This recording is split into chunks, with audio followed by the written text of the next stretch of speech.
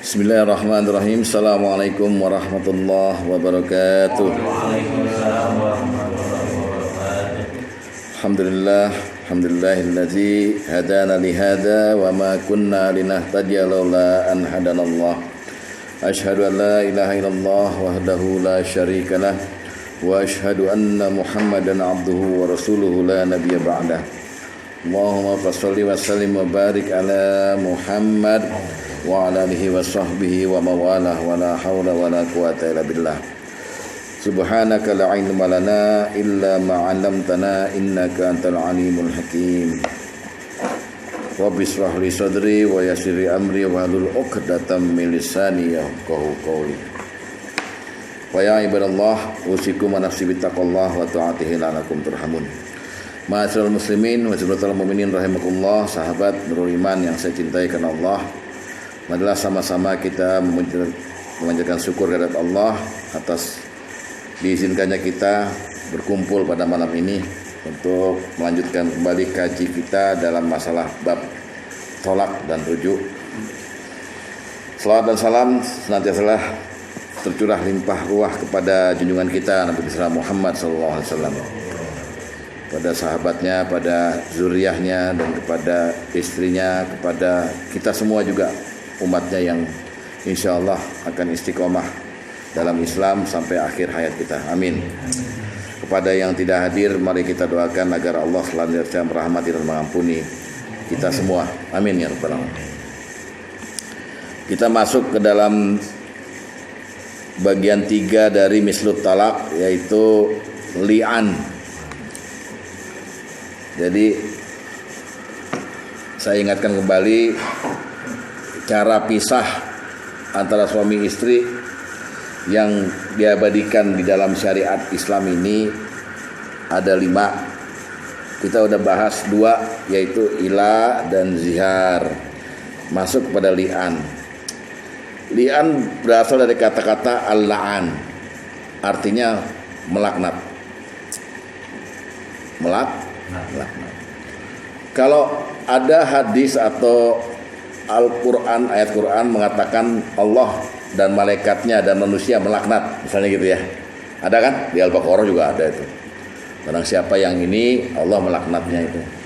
Allah melaknatnya itu di dunia dan akhirat. Pun malaikat begitu. Manusia melaknatnya di dunia saja. Dan di akhirat nanti manusia yang melaknat manusia lain itu adalah manusia yang dizalimi biasanya gitu. Jadi dilaknat tuh pengertiannya luas. Bisa kalau Allah yang melaknat, Allah murka. Allah murka. Kemudian Allah memberikan dosa. Kemudian Allah menjerumuskannya ke dalam api neraka. Itu laknatnya Allah. Kalau malaikat melaknat artinya malaikat setuju sama Allah. Masih ingat ada hadis Bukhari yang masyhur, kata Rasulullah, iza ahabballahu abdin, ketika Allah mencintai seorang hamba, da'a Jibril, Allah memanggil Jibril. Lalu dia berkata pada Jibril, Allah berfirman pada Jibril, ya Jibril, wahai Jibril, aku mencintai Pak Sugeng, maka cintailah dia. Jibril samina wa atona. Lalu Jibril mengumumkan kepada penduduk langit, wahai semua penduduk langit, Allah mencintai Pak Sugeng, aku pun mencintainya, maka cintailah dia. Lalu Allah akan mengirimkan hidayah kepada semua orang yang mengenal Pak Sugeng untuk mencintai Pak Sugeng. Jadi satu tanda bahwa kita dicintai Allah adalah orang-orang senang sama kita. Satu tanda bahwa kita dimurkai oleh Allah, orang-orang pada enak sama kita. Ngaca aja. Sebaliknya kemudian dikatakan oleh Rasulullah, ketika Allah murka pada seseorang, benci, melaknat, maka da'a Jibril, Allah panggil Jibril lagi, wahai Jibril, aku benci sama si fulan. Oleh karena itu bencilah dia. Jibril kemudian mengumumkan pada penduduk langit, wahai semua penduduk langit, Allah membenci si fulan. aku pun benci padanya. Sebab itu bencilah kepada dia. Dan Allah mengirimkan hidayah juga kepada penduduk di dunia ini yang mengenal si fulan agar membenci si fulan. Hebat gak Pak?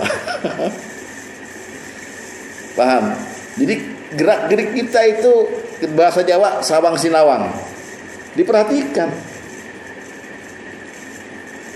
Dan kita akan berasa lebih tenang hati kita ketika Allah mencintai kita.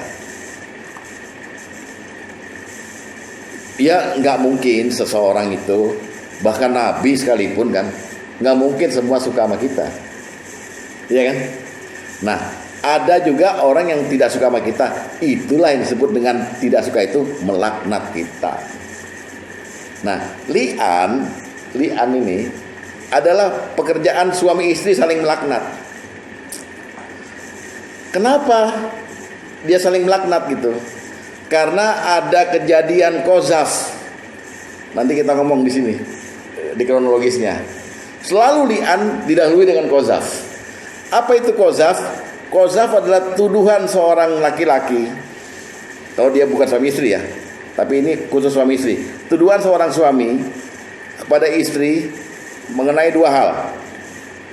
Pertama, dia yakin dan menuduh istrinya berzina dengan si X. Atau dengan cara Waalaikumsalam.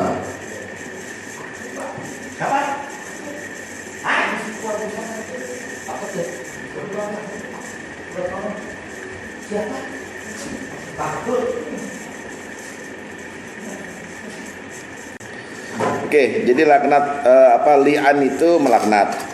Apa yang membuat suami istri melaknat? Si suami meyakini istrinya melakukan dua hal. Bisa dua-duanya, bisa salah satu. Pertama, si suami yakin bahwa istrinya berzina dengan orang lain.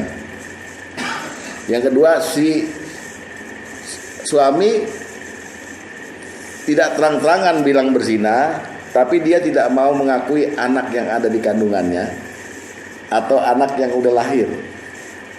Ini bukan anak saya nih. Namanya qazaf. Jadi si suami menuduh istri serong sampai tempat tidur. Atau si suami bilang sama istri itu, ini anak bukan anak saya nih. Walaupun dia masih di kandungan ataupun sudah lahir ataupun sudah gede. Tiba-tiba aja dia bilang begitu. Nggak mirip saya nih, ini bukan anak saya. Maka dia telah melakukan qazaf. Hah?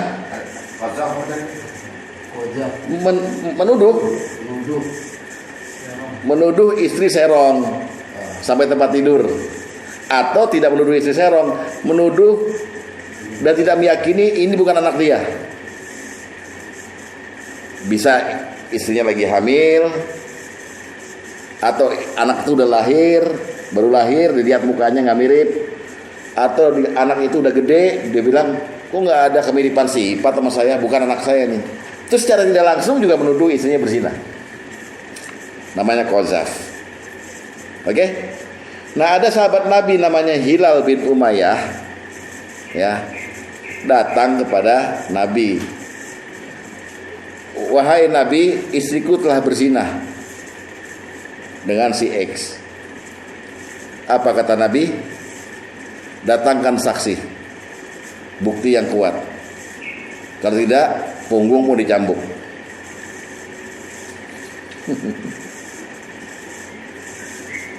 Lalu orang-orang sekitarnya ada yang berkomentar juga, apakah perlu kita mendatangkan saksi apabila istri kita ketahuan mata sama kita serong? Nabi menjawab lagi, datangkan bukti yang kuat, saksi. Kalau enggak, punggungmu dicambuk. Sekarang Bapak coba tunduk sebentar merem. Seandainya terjadi pada diri Bapak, yang Bapak setujuin siapa? Nabi atau diri Bapak? Ini kejadian yang luar biasa. Tapi secara umum saling melaknat itu dosa. Oleh sebab itu si yang mengadu pada Nabi berkata pada Nabi, demi Allah benar-benar kejadiannya ya Nabi, istri saya berzina. dan saya akan menunggu ayat dari Allah yang turun padamu untuk menghindari saya dicambuk. Udah kuat belum hatinya dia? Udah kuat, udah yakin. Turun ayat. Orang-orang yang menuduh istrinya berzina, ya, maka dia hendaknya bersumpah. Nah, ini laknat. Li'an ini sumpah. Sumpahnya 4 kali. Sumpahnya bunyinya begini. Demi Allah, saya berkata benar. Demi Allah, saya berkata benar. Demi Allah, saya berkata benar.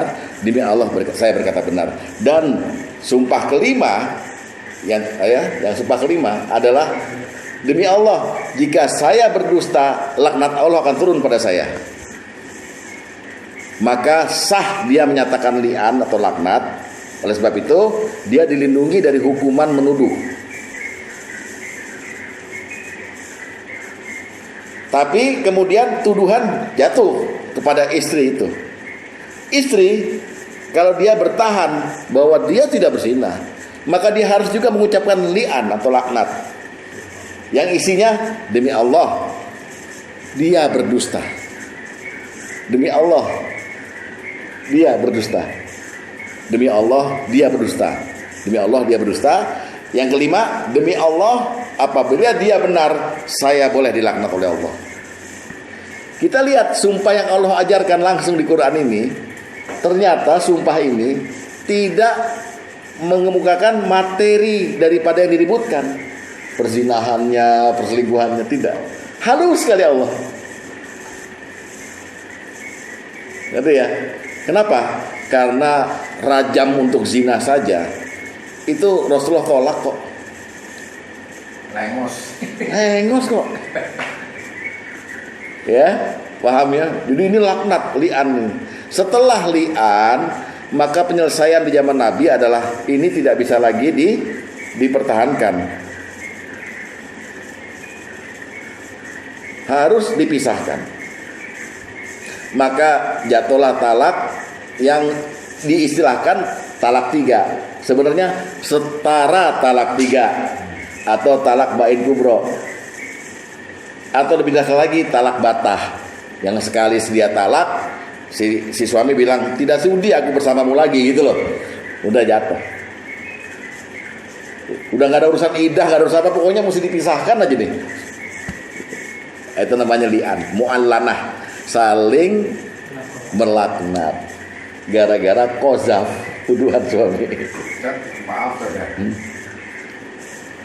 Kata-kata laknat ini atau melaknat, manusia punya hak. Ya itu kan Allah yang membimbing.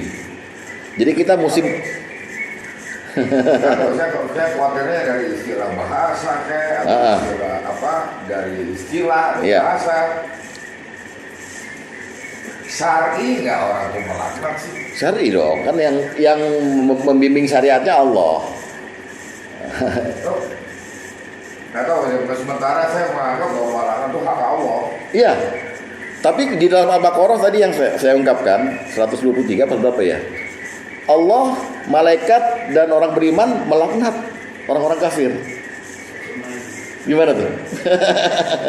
Tapi itu kan Allah duluan yang mengundang. Pertama Allah ridho atau suka, Allah benci, itu berturun. Iya. Kan sumbernya dari Allah dulu. Allah memerintahkan untuk, jadi yang melaknat adalah Allah sebenarnya. Iya, nggak apa-apa. Bapak mau bicara manusia ke manusia, apa berhak melaknat? Iya, dengan hak yang diberikan oleh Allah.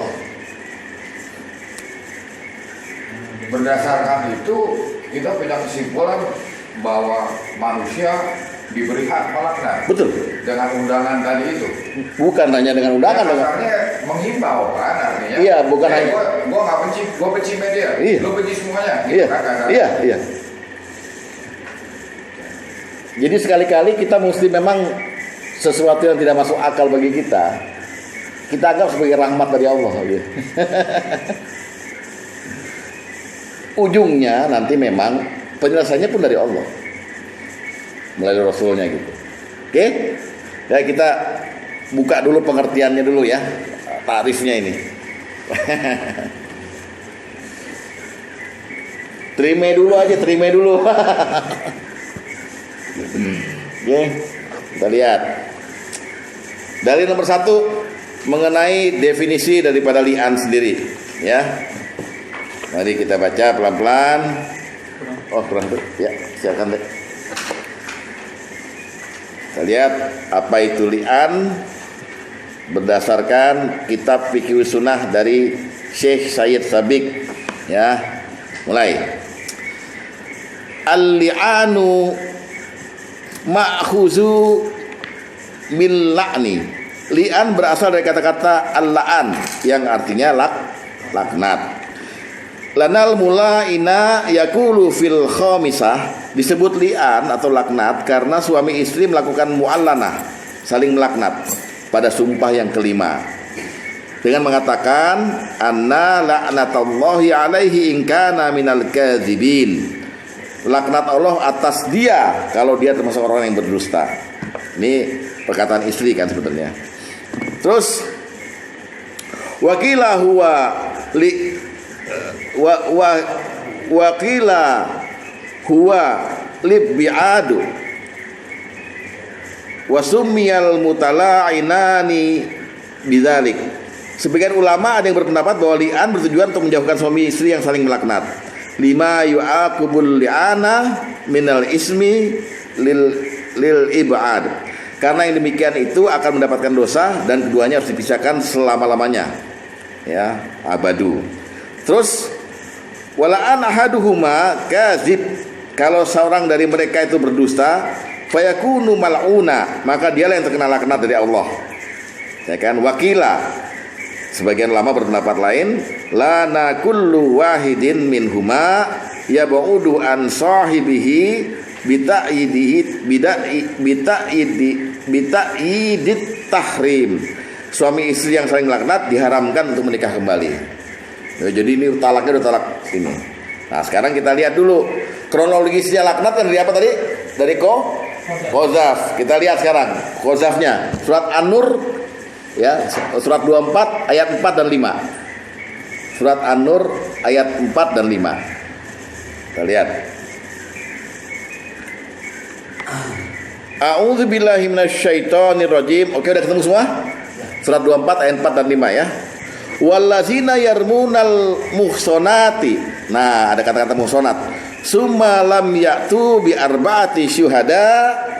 Dan orang-orang yang menuduh perempuan yang udah menikah, yang muhsanat ya, yang baik, berzina, nuduhnya gitu ya, dan mereka tidak mendapatkan 4 orang saksi, maka hukumannya 3. Pertama, fajliduhum samani najaldah, maka cambuklah mereka 80 kali. 1, oke? 2, wala takbalu lahum syahadatan abada. Jangan dia diterima lagi kesaksiannya mereka untuk selama-lamanya. Saksi nikah nggak boleh, saksi di pengadilan nggak boleh, saksi apapun nggak boleh. Yang ketiga, wa ulaika humul fasikun, mereka dicap distatusi sebagai orang-orang fasik. Oke? Oke? Jelas ya? Ini Allah langsung yang bicara. Kalau kamu nuduh tapi nggak bisa datangin 4 saksi, nuduh istrinya sendiri banget. Ini nih, ya kamu zina gitu. Nggak ada saksi, cambuk 80 kali. Jangan diterima lagi ucapannya, tukang bohong itu. Yang ketiga, fasik dia. Muncullah kisah Hilal bin Umayyah. Hadis nomor 2. Lihat hadis nomor 2. Ya, lihat dari Hisham bin Hasan. Oke, lihat semua hadis nomor 2. Dia berkata, telah menceritakan pada kami Ikrimah, dia berkata bahwa Hilal bin Umayyah menuduh istrinya melakukan zina dengan Syarik bin Samha. Ya, jadi istrinya Hilal, dikatakan oleh Hilal berzina dengan siapa? Syarik bin Samha, dan membawa persoalan tersebut ke hadapan Nabi SAW.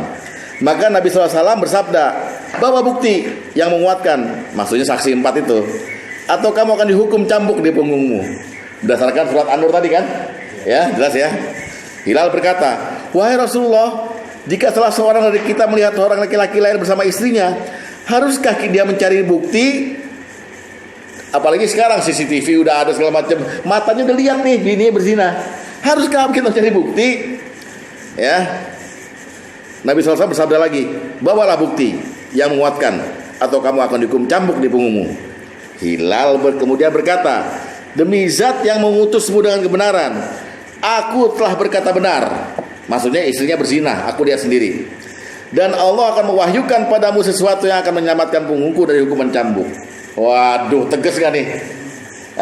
Ini laki tegas gak? Tegas. Dan pasti Rasul dikasih berita gaib. Ini laki bener kali ini gitu ya. Dah.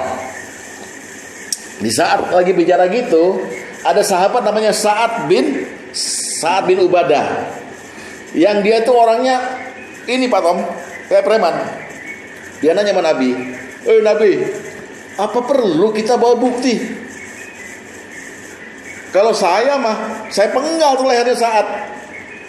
Nabi bilang, itu hanya kecemburuanmu.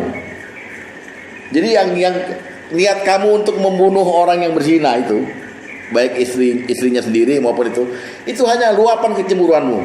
Aku lebih cemburu daripadamu. Kalau aku melihat ada umatku yang berzina, Allah lebih cemburu daripadaku. Coba apa kata Nabi? Nggak ada pembelaan sedikit pun terhadap laki-laki yang menjadi korban istrinya berzina. Paham nggak? Itu hanya, lihat hadis nomor 6. Ini Sa'ad bin Ubadah ini orangnya militan kayak Iskandar gini. Lihat ya. Dari Abu Hurairah, dia berkata, Sa'ad bin Ubadah pernah bertanya, wahai Rasulullah, jika aku memergoki laki-laki lain bersama istriku, apakah aku tidak boleh memukul laki-laki itu sebelum aku mendatangkan 4 orang saksi? Rasulullah SAW bersabda, ya benar. Maksudnya ya benar, nggak boleh, ya kan? Nggak boleh kamu begitu, gitu. Kata Sa'ad bin Ubadah, demi Allah yang telah mengutusmu dengan kebenaran, sungguh sebaiknya aku membunuh laki-laki itu dengan pedang sebelum aku datang ke 4 orang saksi. Bapak setuju nggak Mas Sa'ad? Enggak. Bukan emosi nggak kira-kira? Ini lagi main nih bini kita, lagi main. Daripada gue datangin 4 orang saksi, lebih malu lagi gue bunuh aja. Enggak, saya tanya dulu, Bapak setuju nggak sama Sa'ad? Pak Tom setuju nggak? Setuju. Sama Sa'ad? Iya.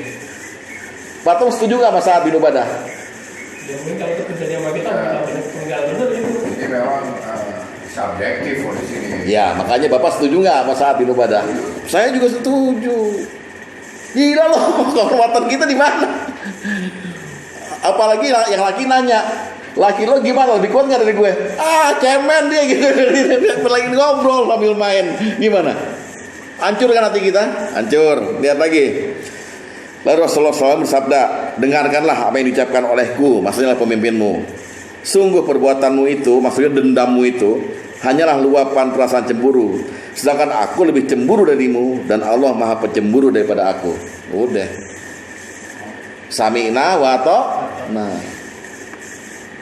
Jadi nggak masuk akal kita kan? Rasanya gimana?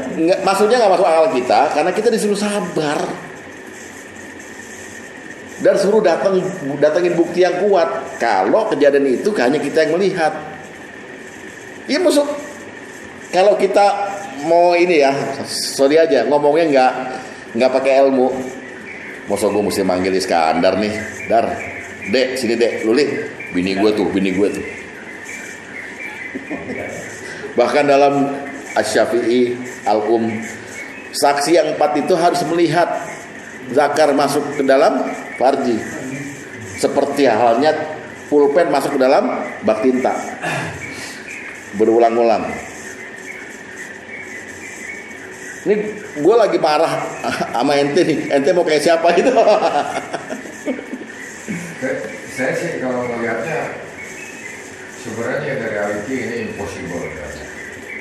Saksi itu Hakikatnya yang saya ambil dalam arti jangan sembarangan menuduh. Tapi in reality kita ngelihat zakar itu masuk, ya kan? Atau 4 orang saksi, sebenarnya it's not easy. Ya, tapi kan somehow karena kan kita nggak emosi kan. Udah berapa kali ini kita lihat, ya kan? Vibration atau getaran kita kan ya ada. Kita observing gitu. Ya. Cuma kalau aturan Allah untuk mendatangkan 4 saksi, saya melihatnya agak sulit gitu loh maksudnya. Tapi saya ambil hakikatnya aja, jangan sembarangan dulu. Satu itu buat laki-lakinya. Coba. Buat laki-lakinya. Iya. Yang satu yang buat perempuan. Saya ambil hakikatnya. Yang buat perempuan, datengin 4 saksi itu maksudnya supaya perbuatan zina itu tidak terbuka sidangnya. Biarlah yang melakukan itu mengaku gitu loh. Ya. Paham ya? Ya. Jadi dilindungi kehormatannya juga. Azas praduga tak bersalah kan gitu kira-kira.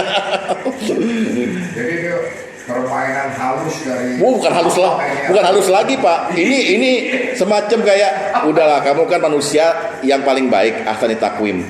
Tapi kalau kamu jatuh berzina, saya cemburu. Saya lemparkan kamu asfala safilin ke tempat yang rendah-rendahnya gitu. Tapi saya nggak main lempar aja. Saya buat permainan dulu.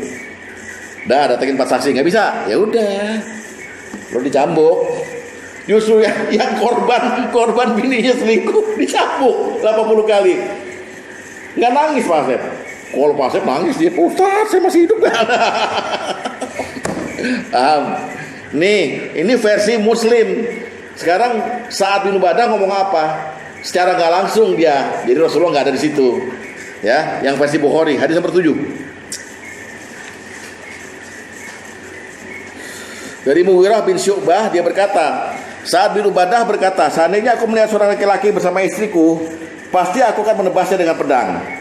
Perkataan Sa'ad itu sampai ke telinga Rasulullah SAW, maka beliau pun bersabda, apakah kalian merasa takjub dengan kecemburuan Sa'ad? Demi Allah, sungguhnya aku lebih cemburu daripada Sa'ad dan Allah lebih cemburu daripadaku. Dan lantaran kecemburuan Allah itulah maka diharamkan semua perbuatan keji yang tampak maupun yang tersembunyi. Maksudnya apa? Jangan balas kekejian istri dengan perbuatan keji lagi.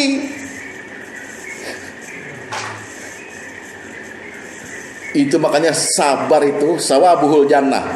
Sabar itu balasannya surga karena ini. Wah pahit Pak. Menelannya tuh pahit. Sangat pahit. Makanya. Asep udah ditembak. Palanya, mun-munannya, dor gitu. Dua-duanya. Iya Pak Asep? Iya. Ini kalau Saat kan nggak pedang dulu kan nggak ada pistol. Oh dia kan bawa gitu. Yang buat tikus. Ya ini paham ya. Dia halus nih, halus. Merinding ya. Saat itu cuma cemburu. Tapi Allah bilang, jangan kamu membuat keji yang tampak maupun tersembunyi. Maksudnya, udah kamu tampakkan bahwa matamu diperlihatkan istrimu berzina, kamu jangan ikut-ikutan cemburu, emosi, kemudian melakukan perbuatan keji juga membunuh mereka itu. Ini apa ini Pak? Syariat apa ini? Syariat Allah Azza wa Jalla.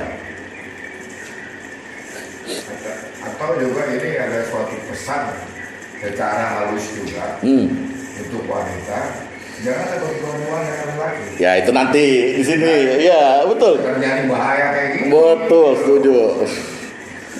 Luar biasa. Nah, qazaf ini sebetulnya dinamakan qazaf adalah tuduhan kepada orang yang belum kawin.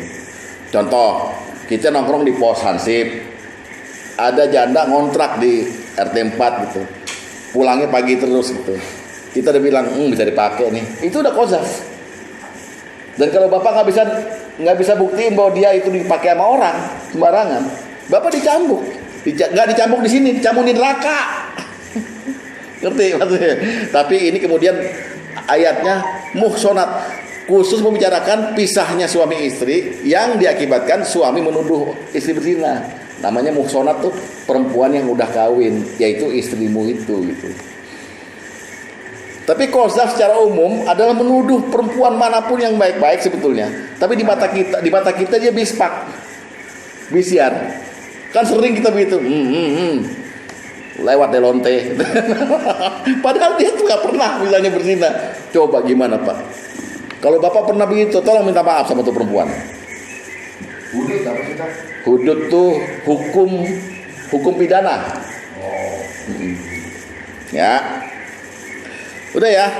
Sekarang kita lihat li'an gimana caranya. Balik lagi ke surat yang 24 tadi, di ayat 6 sampai ayat ke-9. Oke. Tadi Qazaf, sekarang li'annya sendiri. Ya, di surat An-Nur ayat 6 sampai ayat 9. Kita lihat sekarang.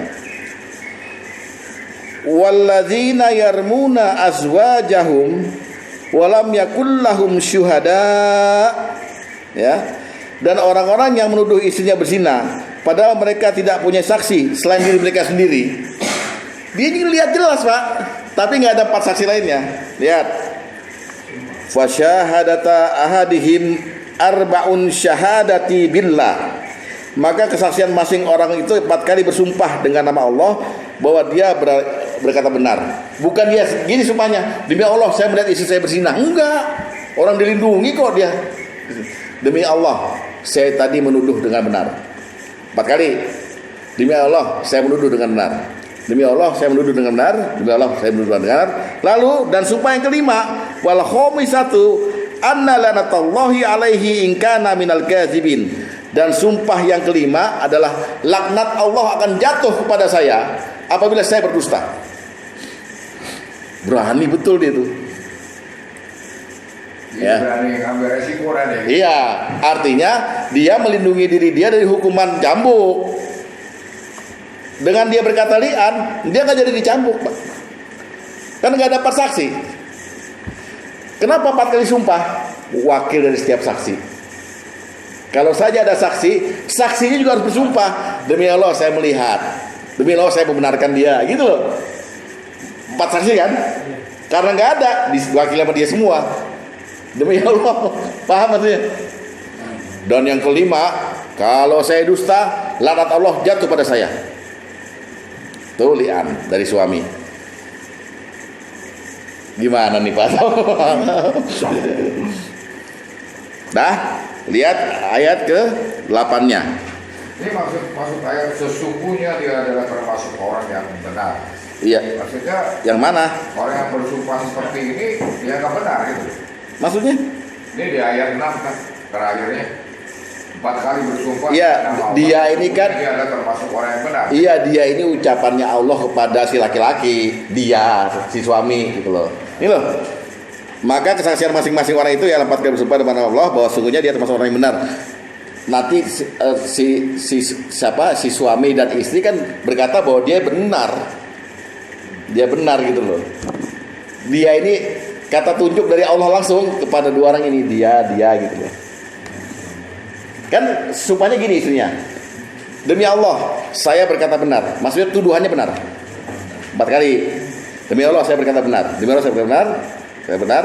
Yang kelima, demi Allah, laknat Allah, saya bersedia dilaknat apabila saya berdusta. Apabila tuduhan saya tidak benar. Paham? Nah, dengan si suami mengucapkan laknat, oke, perhatiin semua. Dengan suami mengucapkan laknat, istri jadi tertuduh. Berarti kalau dia berzinah bisa dihukum apa? Hukum rajam, Pak. Udah kawin. Kalau yang belum kawin, ghairu muhson, hanya dicambuk, terus diasingkan. Tapi dia dirajam. Untuk menghindari dia nggak dirajam, dia balas laknat lagi. Lihat di ayat 8. Dan istri terhindar dari hukuman, maksudnya hukuman rajam, apabila dia bersumpah 4 kali atas nama Allah bahwa suaminya itu benar-benar berdusta. Dan sumpah kelima, laknat Allah, murka Allah jatuh pada dia kalau suaminya benar. Sama-sama. Makanya. Jadi gini, billahi, wallahi atau tallahi, demi Allah suami saya dusta tadi itu. Demi Allah suami saya dusta. Demi Allah suami saya dusta 4 kali ya. Demi Allah suami saya dusta. Dan saya demi Allah bersedia dilaknat apabila dia benar. Subjek yang berzina nggak dibicarakan. Materinya. Jadi airnya ditutupi ya. Iya, apa Allah langsung. Pokoknya yang lo omongin lo bener apa kagak berdua. Zaman sekarang dibuka. Betul. Nah, Rasulullah. Kasarnya biar gua mampus gitu. Jadi dia lebih berani dilaknat Allah daripada dirajam. Ya itu keadaannya. Makanya, jadi masing-masing kalau nggak mau dihukum di dunia, dihudut di dunia ini dengan cambuk dan dengan rajam itu dimatiin Pak pakai batu kecil, dikubur seleher, tutup sampai mati. Nggak mau begitu, ya udah masing-masing bertahan. Ini petunjuk Allah nih, bertahan aja masing-masing. Tapi Rasulullah ketika si Hilal melaknat, berhenti sebelum yang ini melaknat istrinya itu, Rasulullah bilang, saya merasa satu di antara kamu berdusta. Siapa yang mau bertobat? Ya, yang berdusta. Kalau laki-laki berdusta berarti dia istrinya nggak pernah berzina. Kalau si istri berdusta, istri berzina tapi nggak ngaku. Yang mau bertobat siapa? Diam semua, perempuannya maju, laknat. Sampai 4 kali sumpah dia bahwa si no dusta, suami saya dusta gitu. Orang-orang menahan dia. Hati-hati kamu, yang kelima, kalau kamu salah, kamu dilaknat Allah. Apa dia bilang? Saya tidak akan mempermalukan kehormatan keluarga saya. Demi Allah, saya akan bersedia dilaknat apabila suami saya itu benar. Oleh sebab itu kemudian dah selesai, pulang semua. Rasulullah bilang, Rasulullah bukan jadi provokator atau memfitnah. Dia pasti dapat berita gaib dari Jibril, dari Allah, bahwa ini yang salah yang cewek, dia berzina. Perhatikan para sahabat semua, kalau nanti dia melahirkan anak yang pahanya gemuk, rambutnya keriting, itu anaknya Syarik bin Sama. Dia udah melakukan. Yang bukan laki ya, saudara ya. Iya, yang tadi disebut. Nah, lahir anak itu mirip sama selingkuhannya. Rasulullah berkomentar, seandainya dia nggak lian gitu, pasti udah saya hukum berat dia dengan rajam. Tapi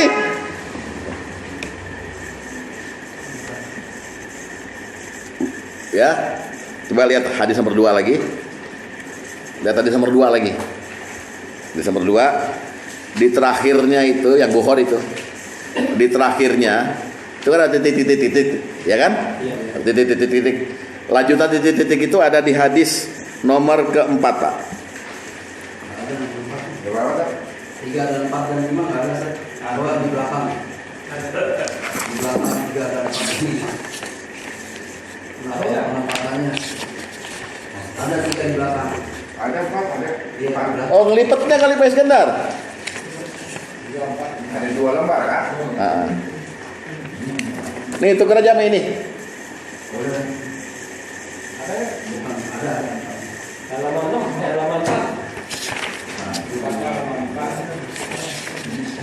Ya oke, lihat hadis nomor 4, lihat ya. Hadis nomor 4, lihat ya. Maka Jibril turun menyampaikan wahyu Allah kepada Nabi SAW, yaitu ayat 6 sampai 9 tadi ya.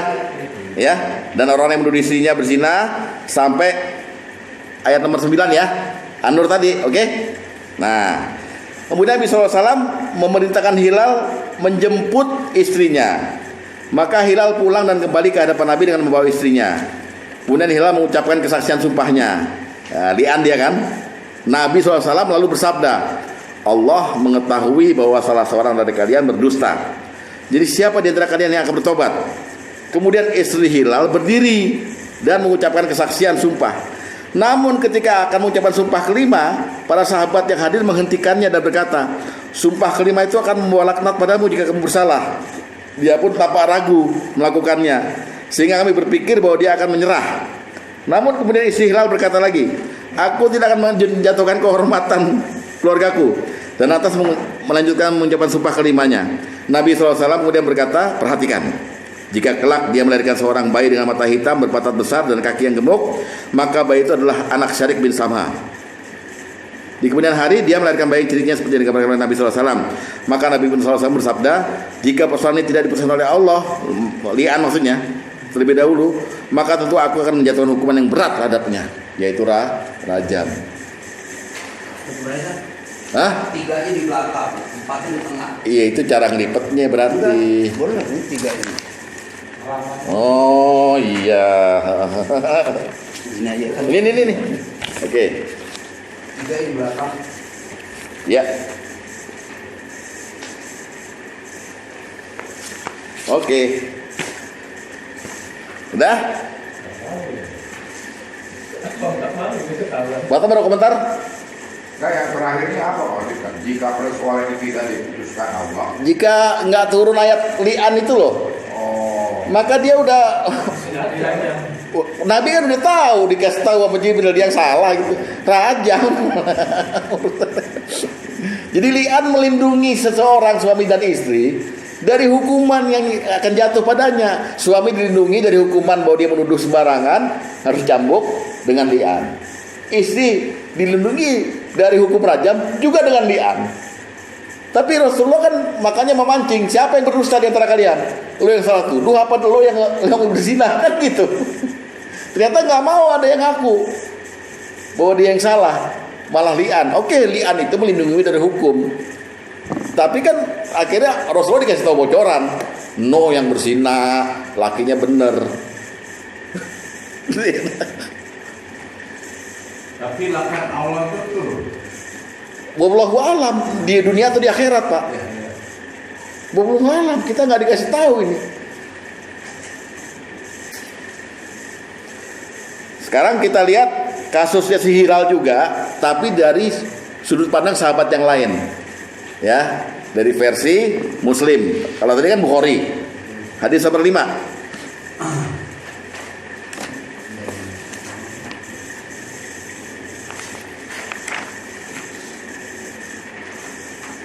Ya, dari Ibnu Umar radhiyallahu anhu berkata, seorang bertanya dengan berkata, wahai Rasulullah SAW, ini diduga ini yang nanya nih Hilal nih, ya. Bagaimana menurut pendapatmu jika ada salah seorang di antara kami yang mendapati istri kami sedang berzina? Apa yang harus kami perbuat? Jika kami menceritakan berarti kami telah menceritakan sesuatu yang besar, dan jika kami diam berarti kami telah mendiamkan sesuatu yang besar. Oh, dizina kan dosa besar kan? Namun beliau tidak menjawab. Beberapa lama kemudian orang tersebut, si Hilal ini, menghadap kembali pada Rasulullah SAW dan membisikkan gini, sungguhnya yang aku tanyakan kemarin itu telah benar-benar menimpaku. Lalu Allah turun ayat yang di surat An-Nur tadi ya, An-Nur dari nomor 4 sampai nomor 9 tuh. Beliau membacakan ayat tersebut kepadanya lalu memberinya nasihat, mengingatkannya dan memberitahukan kepadanya bahwa azab dunia lebih ringan daripada azab akhirat. Orang itu berkata, tidak, demi Allah yang telah mengutusmu dengan kebenaran, aku tidak berbohong. Kemudian beliau memanggil istrinya dan nasihatnya juga. Istri berkata, tidak, demi Allah yang telah mengutusmu dengan kebenaran, dia yang berbohong. Maka beliau mulai memerintahkan laki-laki itu bersumpah 4 kali dengan nama Allah, lalu menyuruh istrinya bersumpah seperti suaminya. Kemudian beliau menceraikan keduanya. Ya udah sama-sama bertahan, nggak mau ngaku ada yang salah. Rasulullah menganggap ini perkawinan nggak sehat. Mana bisa lagi rujuk? Yang laki-laki udah jijik, yang perempuan udah sakit hati, ya kan? Menceraikan keduanya. Seperti talak, tapi bukan talak, ngerti nggak? Mislu talak tuh itu maksudnya. Bayangin dari. Kalau masing-masing bertahan begini lo mencari aja begitu. Ya itu dong. Juga harmonis berarti ya. Bukan nggak harmonis lagi Pak. Bukan nggak harmonis lagi, malah ada perang dingin pasti di rumah tangga. Ya. Pak Asep mau komentar silakan. Apa yang mau dikomentarin? Apa mau ditanya dulu?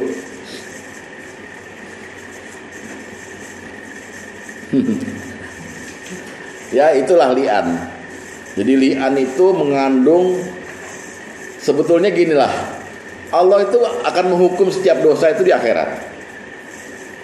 Tapi di dunia Allah memberi wewenang pada Rasulullah untuk menghukum sebagian azab hukuman di akhirat itu di dunia, rajam, cambuk segala macam gitu.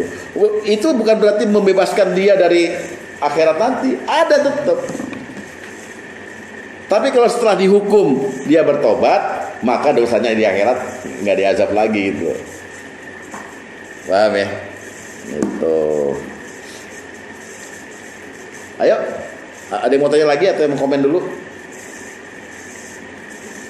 Nah, pertanyaan dari para ulama di zaman tahun-tahun 1900 sampai 2000 ini, ada yang bikin buku mengenai li'an ini dan mengganti 4 saksi dengan 4 kamera, boleh nggak?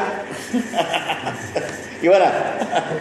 Pak Tom, mengganti 4 saksi dengan 4 kamera, boleh nggak?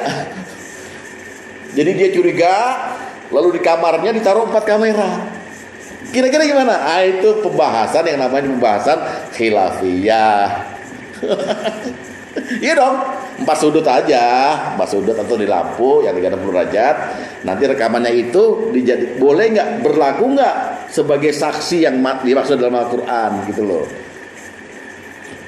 Kan ditanya sama hakim, mana saksimu? Nih, USB flash. Bapak hakim tolong di setel di laptop bapak gitu. Kira-kira menurut bapak gimana? Boleh nggak jadi saksi? Dipalsukan. Hah? Bisa dipalsukan. Bisa di apa, sorry? Dipalsukan. Bisa saja.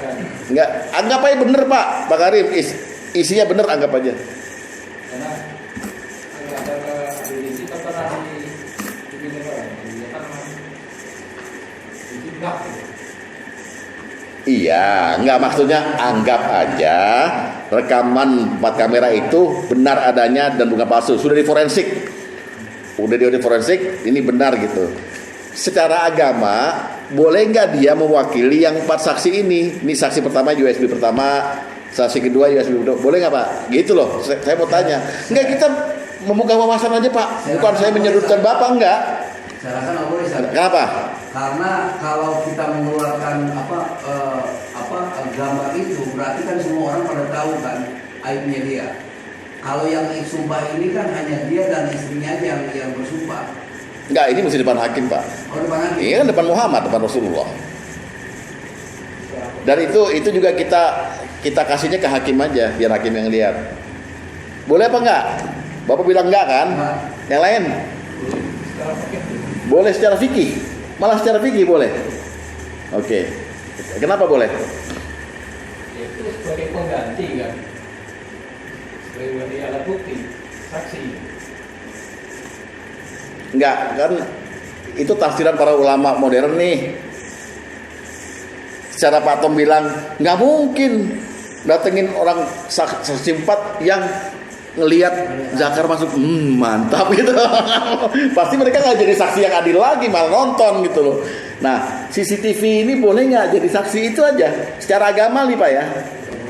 Nggak boleh. Kenapa? Itu yang saya mau ambil alasan Bapak kenapa? Maksudnya Allah juga dengan skenario supaya itu jangan terbuka sama lainnya dari doanya yang tahu. Mungkin Kenapa? betul.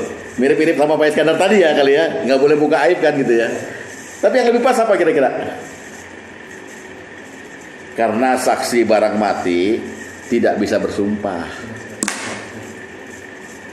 Kan saksi itu nanti syuhada itu ketika kesaksiannya mulai didengarkan oleh hakim, dia bersumpah, demi Allah saya memang menyaksikan, demi Allah saya menyaksikan. Bisa nggak USB berkata bersumpah? Nggak bisa, secara fikih malah nggak bisa. Karena ada possibility diedit lagi kan. Itu dia tadi Pak Karim bilang.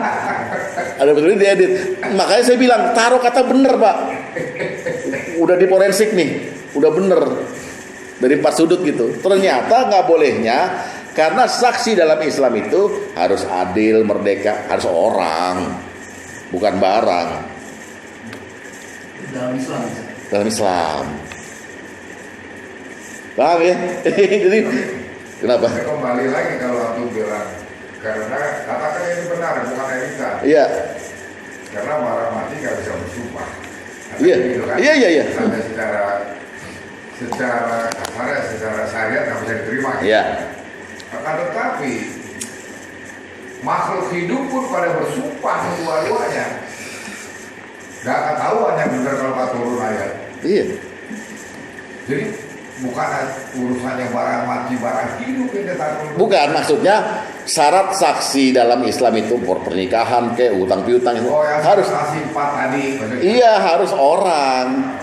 Karena dia waktu mengungkapkan kesaksiannya di depan hakim harus bersumpah demi Allah. Yang 4 orang itu. Iya dong. Makanya karena dia nggak ada, diwakilin sama si suami. Demi ngerti kan? 4 kali. Paham? Masya Allah. Itu. Kalau bicara zaman sekarang gitu loh, lo ngapain di situ melihat? Iya. Iya. Ya kasarnya misalnya misalnya suatu pemimpin militer, saya bersaksi dia mabuk. Lu ngapain di bar itu bulan dia mabuk?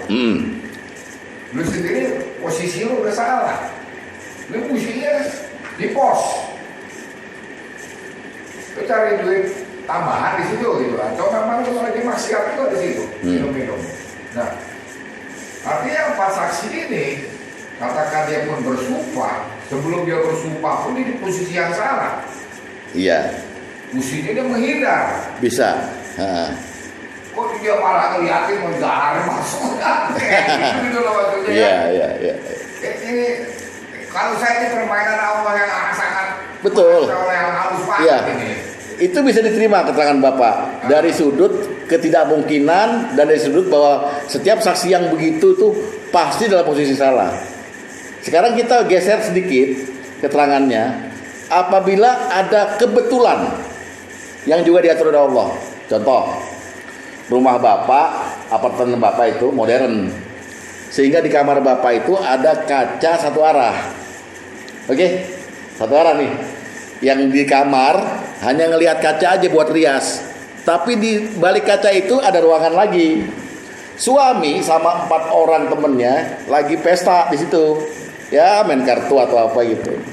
Tiba-tiba istri nggak tahu kalau suami di rumah.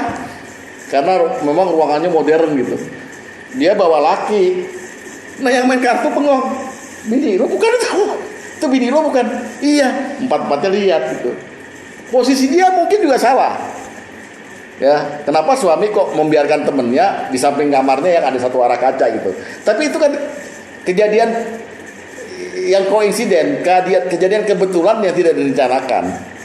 Jadi posisi bisa dan tanda kutip benar gitu loh. Akhirnya pas saksi ini diminta oleh suaminya, mau nggak jadi saksi? Mau deh. Dia melihat, ya tapi melihatnya nggak sampai habis kali. Aduh udah masuk tuh, udah tutup mata, pergi kabur semuanya. Karena kita nggak boleh masuk ke kamar itu, si suami nggak boleh bilang laknat kamu semua ya, kejam kamu, berkhianat kamu, bunuh, nggak boleh. Saat aja dibilang itu luapan emosi doang, cemburu. Coba. Jadi ada kejadian yang memang salah dia posisinya, kayak militer tadi. Ada kejadian yang mungkin saja kebetulan dia ada di situ, yang dia bisa melihat, tapi yang di kamar nggak ngelihat. Boleh kan gitu? Semua bisa diterima dong jadinya, ya kan? Oleh sebab itu ayat ini memang membuka segala kemungkinan bisa adanya saksi atau menutup juga kemungkinan supaya aib itu tidak terbongkar. Ngerti lah ya? Jadi main halusnya di situ loh. Kalau memang ada kejadian kebetulan yang memang diatur juga oleh Allah, semua kejadian diatur oleh Allah. Ya ini ayatnya 4 orang saksi. Walaupun dia dalam posisi yang salah gitu. Jadi kita memang terimanya mesti meluaskan lagi bahwa segala sesuatu pasti terjadi. Mungkin terjadi, mungkin maksudnya. Ya, halnya mungkinat, bukan pasti. Toh kalau 4 saksi yang ada ini, yang ngelihat lagi main kartu, ngelihat istri berzina, yang satu nggak mau jadi saksi, 3 nggak jadi juga, akhirnya mesti lian. Tapi kan kejadiannya mengharukan gitu, mengharukan di hati si suami.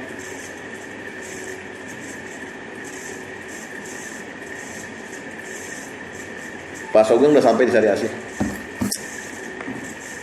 Ya, Pak Tom ya. Akhirnya Allah juga yang turun tangan. Dibuktiin anaknya sama yang selingkuhannya. Iya. Allah juga yang turun tangan. Tapi inilah mislut tolak yang ketiga. Seperti talak. Padahal kan dia nggak bilang saya talak kamu, enggak. Dia kalau kita balik posisinya Pak. Tadi ada kata tobat yang tadi kalau nggak salah. Iya, yang nuduh ya. Misalkan salah satu ngaku. Oke, dan bertobat. Posisi talak masih masuk. Dan katakanlah si istri mengaku. Misalnya. Si suami memaafkan. Talak masih on nggak? Itu karena hubungannya ke talak nih sebenarnya. Ya. apakah itu otomatis talak juga kalau udah mengaku? Enggak, Oke. enggak dong. Oke. Kalau itu lain cerita. Ya berarti suami udah maaf. Kalau Iya. si suami bisa memaafkan, berarti itu bukan talak. Bukan. Yo udah begini-begini, Udah. khilaf segala macam kayak Iya. gitu misalnya. Ah, Jadi posisi talak nggak on ya? nggak on. Oke. Begitu pula misalnya si suami itu dia hanya menuduh saja, nggak bisa bawain bukti, ya. Kan ada 3 hukumannya, dicambuk, habis dicambuk, terus dia dinyatakan tidak bisa diterima kesaksiannya lagi selama-lamanya dan dia fasik gitu. Yang 2 tadi, yang nomor 2, nomor 3 itu bisa ditarik kalau dia bertobat, dia minta maaf sama istrinya, maaf saya khilaf, saya lagi mabok kemarin, khilaf, selesai, nggak on. Ya. Pokoknya kalau talak ini kan kalau salah satu masih menghujat ya Tante. Enggak, dua-duanya bertahan. Iya, dua-duanya bertahan kan?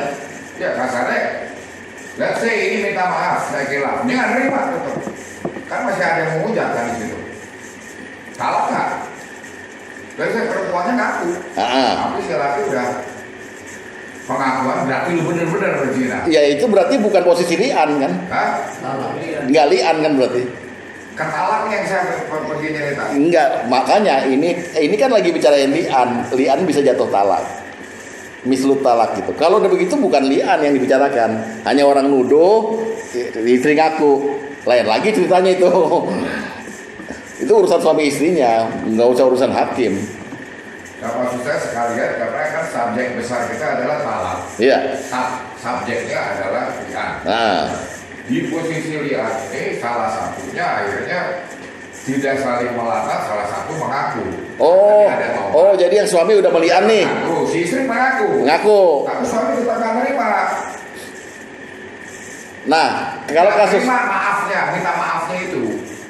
si suami nggak terima minta maafnya, Nggak terima. toh si istri juga dirajam. Kalau di hadapan Rasulullah ya, Enggak, ketalak nih maksud saya. ketalaknya nggak tahu saya, Hah? nggak tahu, nggak ada kejadiannya, nggak ada referensinya, nggak ada kisahnya. Kan ada kemungkinan suami memaafkan, ada kemungkinan suami tidak memaafkan gitu loh, gitu kan?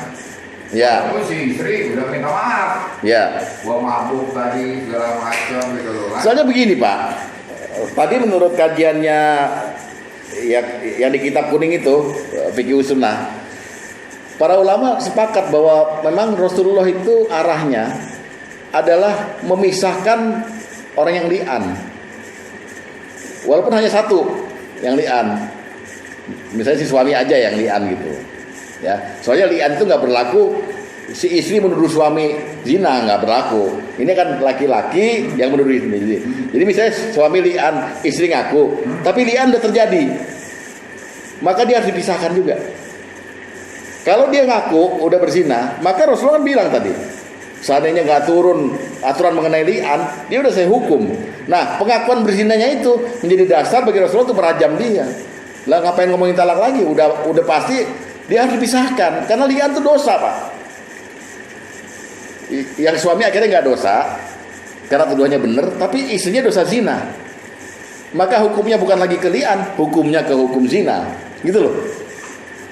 Bawanya ke sana Rasulullah tadi kan. Seandainya nggak turun ayat mengenai li'an, dia sudah saya hukum berat, karena dia memang dia yang salah, gitu loh. Jadi talak udah sesuatu yang kecil di situ jadinya. Ada lagi dosa yang lebih besar lagi karena pengakuannya itu. Apa ya? Hududnya di situ. Kan kalau udah nggak ada saksi, nggak ada bukti, adalah hukuman itu dijatuhkan karena pengakuan terdakwa dan keyakinan hakim mengenai itu. Nah, Rasulullah dikasih keyakinan bukan sekedar keyakinan dari dirinya sendiri, nuraninya sendiri, keyakinan dari wahyu Allah. Perhatikan kalau anaknya lahir gemuk pahanya gitu, itu anaknya dia. Itu apa? Kalau orang biasa yang ngomong gitu kan provokator itu Pak. Tapi yang ngomong Nabi, berarti kita kan nggak boleh menganggap Nabi mengadu domba antara orang suami istri. Jadi dasar Nabi kuat. Oleh sebab itu masalah li'an ini, walaupun si suami li'an betul-betul meyakini, Meyakini kan udah dengan kebencian, udah dengan kecemburuan gitu. Kalau bapak tanya, kalau dia udah ngaku, terus si suami memaafkan, suami memaafkan itu mungkin apa? Kemungkinan kecil. Iya dong, dia nuduh gitu kan pengen buat kasus. Saya bersumpah, saya menuduh dengan benar. Laknat Allah akan, wah dia yakin betul. Terus dari mana dia bisa toto memaafkan gitu? Ini aja Pak ya, kemungkinan kecil gitu. Ada kemungkinan itu, tapi kecil. Bahwa istri bilang, iya, tetap suami bilang tak sudi, jijik aku jijai, gitu ya. Nejong tralala. Pak ya, mesti dilihat kasusnya, mesti dilihat. Wah hebat kalau ada suami yang begitu, memang hebat. Dia udah sabar menghindari diri dari cambuk karena yakin dulunya benar. Tiba-tiba istri ngaku, apakah lebih sakit hati lagi Pak? Jadi benar tuduhan saya. Masya Allah, bisa-bisa pingsan dia. Tiba-tiba memaafkan. Ya udah, gue maafkan lagi. Ayo kita jima lagi. Gimana mana bisa? Nggak nafsu.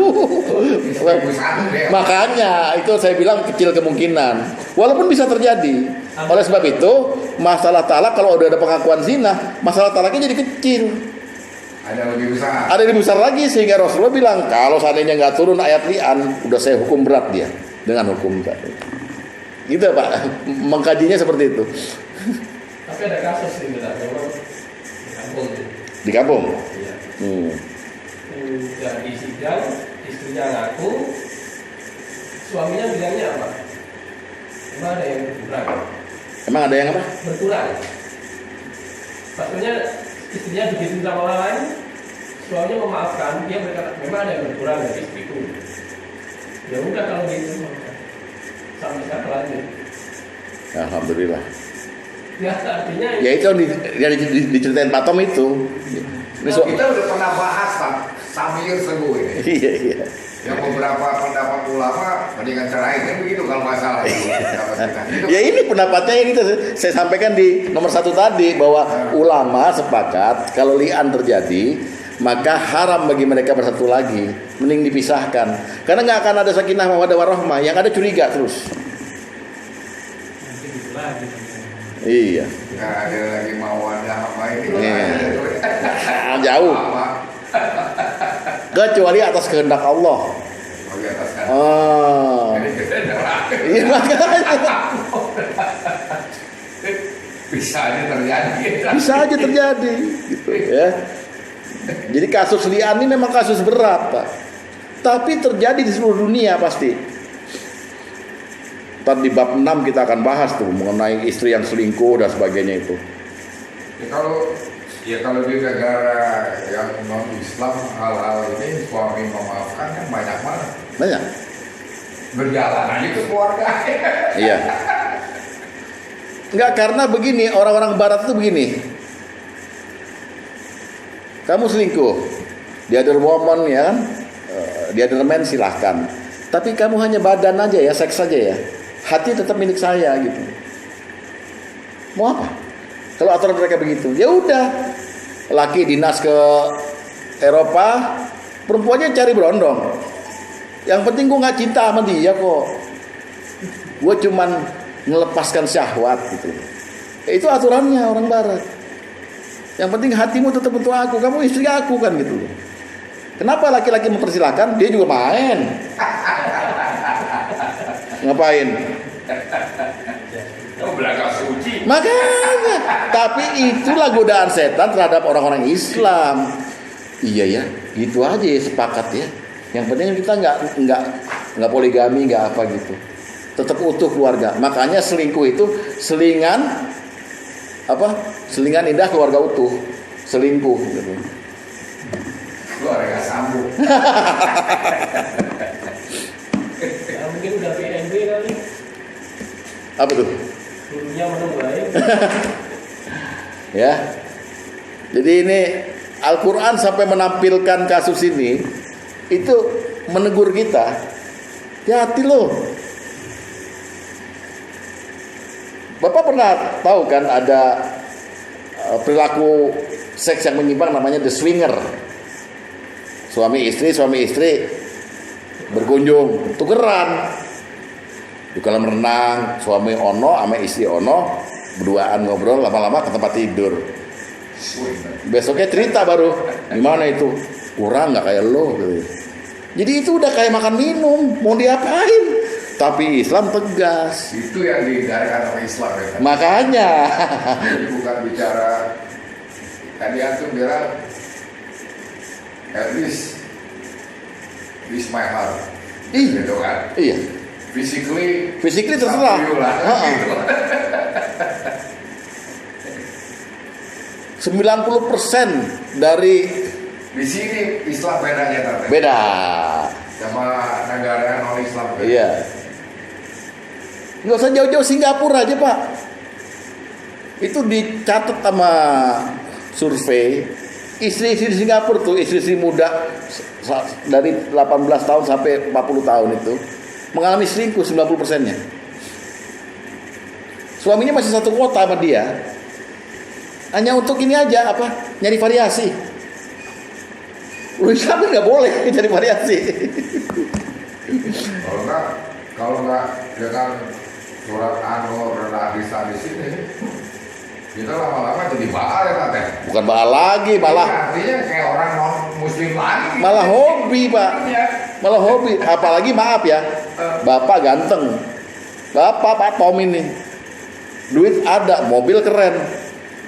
Siapa yang nggak mau kenal sama Bapak? Di Citos misalnya Bapak lagi berenang. Ujungnya kasih uang gue jajan. Ya enggak, transfer aja Bapak udah tahu kan rekening saya. Iya enggak? Maaf kata kalau kayak saya bunder begini. Jack.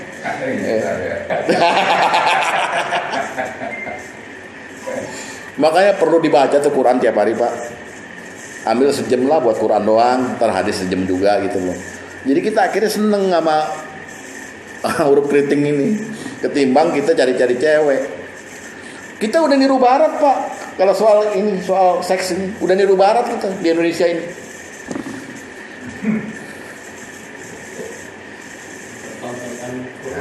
Coba berapa banyak di komplek MA ini laki-laki yang seneng sama bini orang, seneng sama bini tetangganya, bini tetangganya.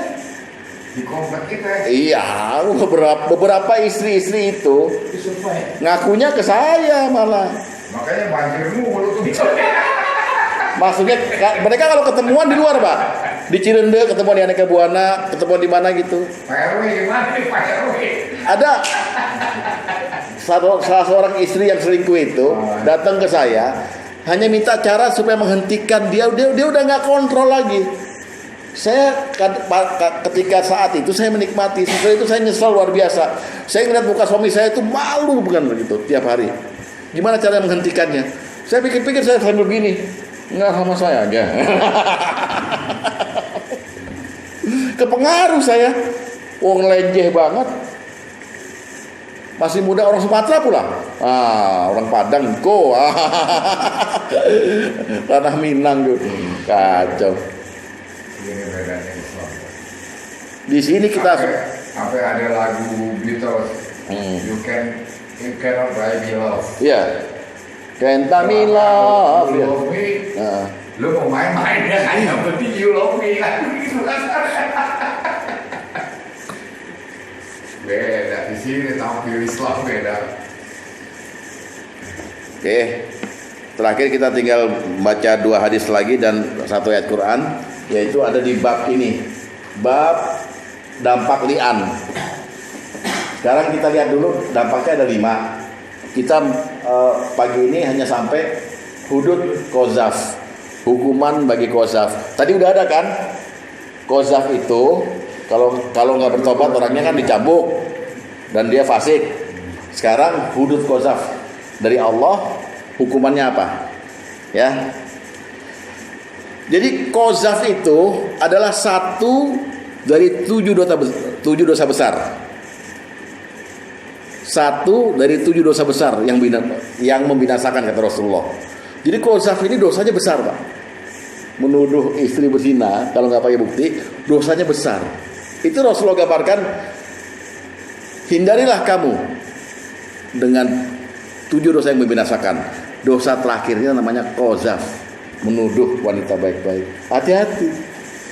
Nah, seandainya si suami akhirnya dia qazaf terus dia li'an, itu dia hanya menghindari hukuman yang cambuk tadi, sama dia nggak boleh jadi saksi lagi sama dia fasik. Tapi dosanya masih ada, dosa qazafnya karena masuk 7 dosa besar.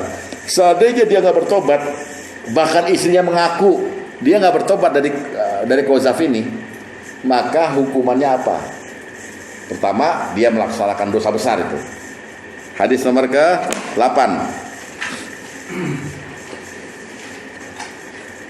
Jadi qazaf ini awal laki-laki udah limbung hatinya gitu loh. Harusnya ketika dia melihat itu dia nggak perkarakan, atau perkarakan baik-baik, tidak hindari. Kata Rasul apa? Tuba liman syaghalahu aibuhu an uyubin nas. Berbahagialah orang yang tidak pusing dengan kejelekan istrinya atau apa, karena dia sibuk mengurusin kejelekan diri sendiri gitu. Tar udah selesai, udah baru panggil, kamu lagi ngapain di kamar tadi? Halus ya.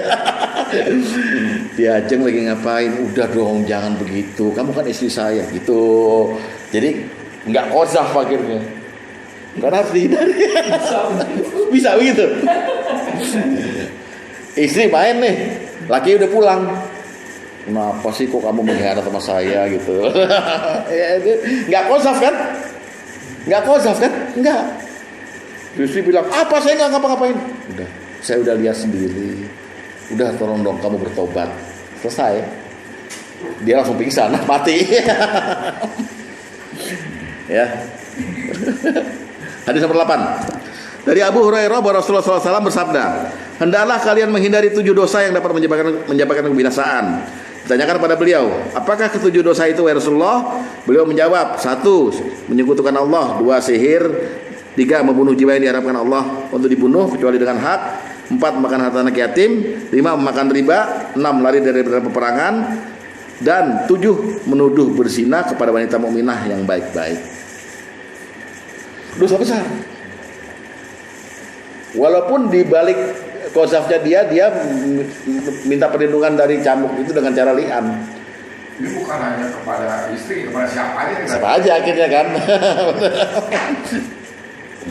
Udah cewek lewat pakai jilbab tapi merecet, jalannya lenjeh gitu. Kita bilang, Gue tahu sih. Emaknya dulu kan di sono di Kate Keramat Tunggak ya. Udah cerita emaknya nggak salah, ceritain semua itu. Dosa besar. Nah, oleh sebab itu dosa besar ini dihudud apa oleh Allah? Surat An-Nur ayat 23, 24 dan 25.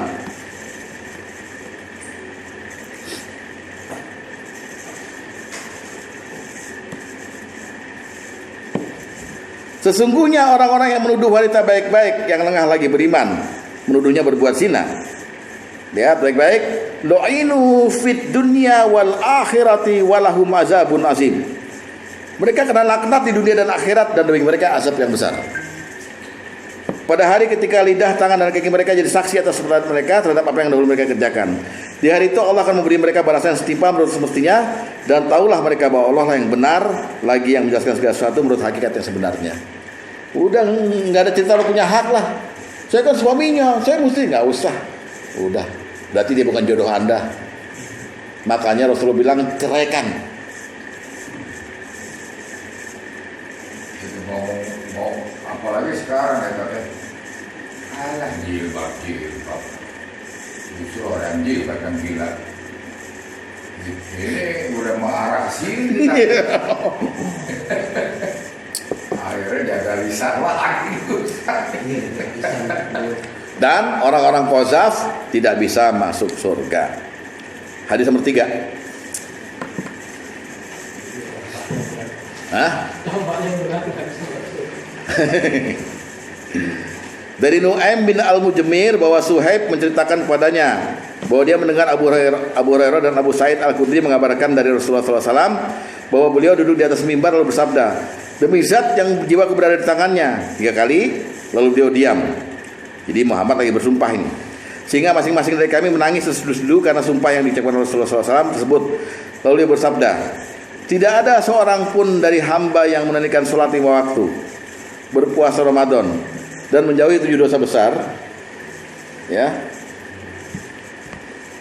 menjauhi 7 dosa besar, lihat, kecuali akan dibukakan untuknya 8 pintu surga pada hari kiamat, sampai pintu tersebut saling bersautan. Namun Nabi lalu membaca ayat, jika kamu menjauhi dosa-dosa besar di antara dosa-dosa yang dilarang kamu mengerjakannya, niscaya kamu hapus kesalahanmu, dosa-dosa yang kecil, dan kami masukkan kamu ke tempat yang mulia atau surga. Ini surat An-Nisa ayat 31. Artinya orang jangan sampai qazaf walaupun ada peristiwa.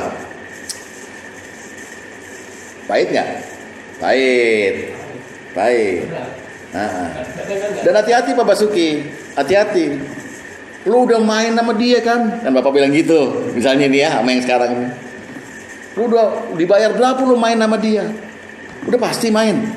Ada saksi? Nggak ada, qazaf Bapak. Maka Bapak tobat. Walaupun dia udah di rumahnya sana gitu. Lebih baik dihindari. Soal kita dapat istri yang akhlaknya jelek, itu udah nasib kita.